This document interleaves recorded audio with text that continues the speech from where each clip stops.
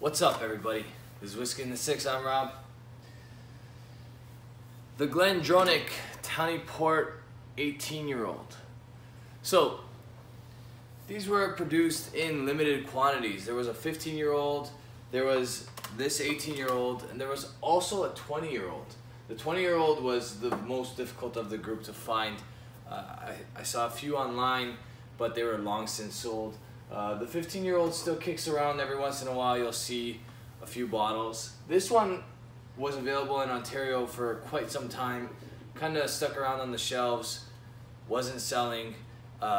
Recently I was able to acquire this after it sold out about a year ago. I haven't read too much positive about this whiskey, and I refuse to believe it because it's a Glendronach, and I love Glendronach, and it is one of my favorite brands, and I haven't had a Glendronach that I didn't love.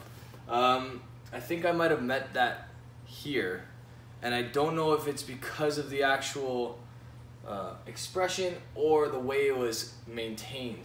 So sometimes when you keep a bottle, if you keep it on its cork, the cork kind of rots a little bit because the alcohol, the ABV in a spirit is too high to keep the bottle on its cork. So that deteriorates the cork goes into the whiskey, makes the whiskey taste corked. And that's where the term corked comes from. Actually, it's also a wine expression. But it is terrible when that happens to a whiskey. For a wine, you're supposed to keep it on its cork. It makes it age a little bit longer in the bottle. That doesn't happen with whiskey. And I think that might have happened with this one in particular, this bottle. So I'm gonna review it, but there's a very big disclaimer right here. It's possible that this is corked. On the nose, it doesn't smell corked, but it does smell like something's missing. You get the faintest hint of that port whiskey from Portugal, but not as much as I would think. And I know this is a port finish. It spent its life in European casks, then moved to these port casks. And European casks usually are either first fill or second fill sherry. So it says here, initially matured in European oak, thereafter finished in its maturation in a very small batch of Tawny Port casks. Like I said, Tawny Port is imported from, the casks are imported from Portugal. Port is almost like the equivalent to a Spanish sherry, but not quite the same. They have their similarities and differences, but they're both fortified wines. After some time, the glass is starting to open up. This has been open for a couple months now. I bought this from one of my viewers. He had the last bottle. He actually came to my area to pick it up. I remember exactly when it was because I noticed it at the LCBO, and I almost purchased it myself. I didn't get there in time. He went over, picked it up. A year later, he decided he was going to sell it. So I bought it from him, and pretty much at retail. He was very nice about that. But again, I believe this was a return to the LCBO before he even purchased it. So who knows how that bottle was kept before that was returned to the LCBO. That's the problem with the LCBO taking back all sorts of whiskey, is that as long as it's sealed, they'll take it, and you'll never know what the contents are like and how the bottle was kept until you actually drink it. This one has what I like to call floaties, but you can't see it because they've settled at the bottom. It's basically the fact that this is unchill filtered, no added color. All right. I'm hoping some oxidization will help with this. Once it becomes oxidized, hopefully some of whatever is missing from this particular whiskey will improve. But the nose does seem a little bit better, but I've been deceived by this before. So, traditional European oak style maturation. There is some raisin in there, some plum or even like cherry-like sweetness. Okay, on the palate.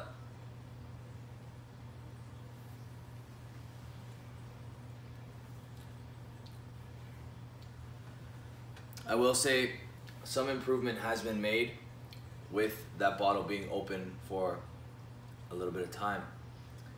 There's a grapey note that you get with the Tawny Port, and I'm getting that more now than I did in the past, which is a good thing. Like I said, bottled at 46%. Pretty long finish now. Getting a lot of cinnamon. I'm glad I put this away for a month and a bit because I'm seeing the quality finally come out in the glass.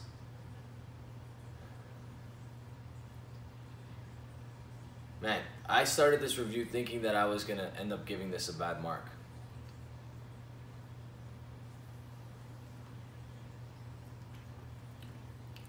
Sugars are more vibrant now. It's a completely different whiskey than when I first started trying it. So, lesson to be learned. And I've learned this lesson a few times and I still sometimes jump the gun. It's a complicated game with whiskey. You open a bottle, you want the best possible whiskey to be in the first pour, and then after that, if it gets better, it's a bonus. When you open a bottle and you're super disappointed, like I was with this, like I was borderline going to give this a C+ today, but now that I'm about almost, well, a third of the way through, I'm starting to really like this now. It has drastically improved.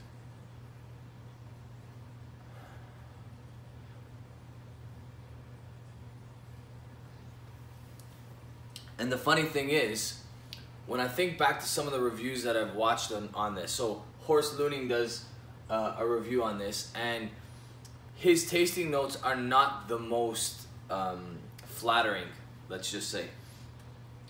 But he reviews that bottle when the whiskey is still in the neck of the bottle. So I think this is one of those late bloomers, so to speak. It is much better now than it was back when I first tasted it. So I'm gonna have to raise this mark. Let's see what I'm gonna raise it to.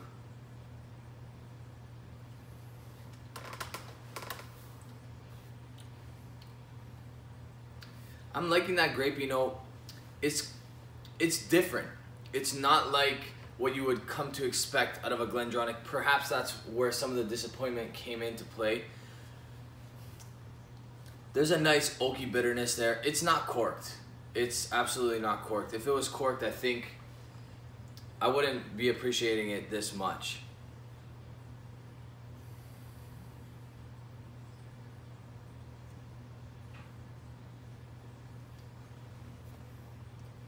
It's a little lighter than you would expect for a 46%. I think that's my biggest beef with it. Because of that and because of how I felt in the past, despite how I'm feeling now, I think that all has to factor in to give this somewhere between a B+ and an A-. So a very low, I would say this is like an 80 right on the dot, just because of how long it took to develop into what it is today.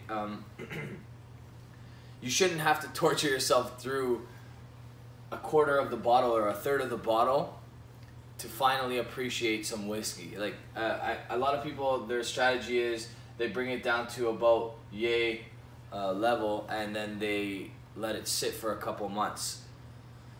Maybe that would have worked with this one.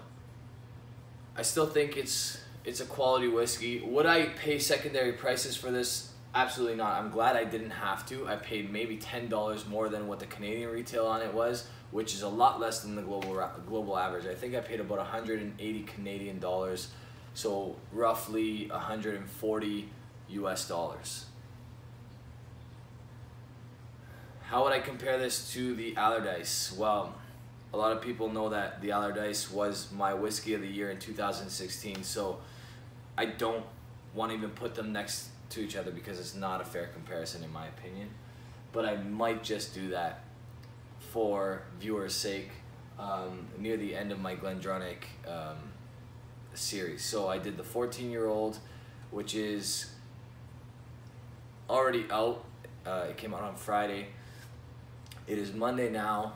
That is my Glendronach 18 review right now. Then on the following Friday, the Glendronach Single Cask 1994, which is 20 years old. Still debating whether or not I'm going to go live with the Glendronach 25-year-old Grandeur.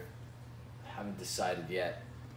But if I don't go live with that, I'll go live with the well, I will be reviewing 2017 18-year-old Allardyce. So I know I already reviewed the 2015 version, but let's see what's changed and let's see if there's any truth to the story behind Glendronach's 18-year-old expressions getting older and the 15-year-old expressions, and as well as the 21-year-old. So anyway, that's an A-.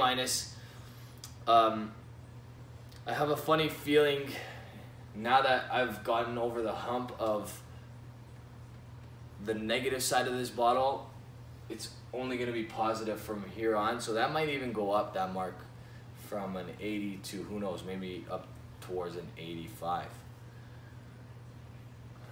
But definitely not going to be an A+ for me. It's an A-, a low 80. All right, good stuff. Definitely not what I expected to give that mark when I started this review. As you can see, my buddy's company hat clearly represented on the table tonight.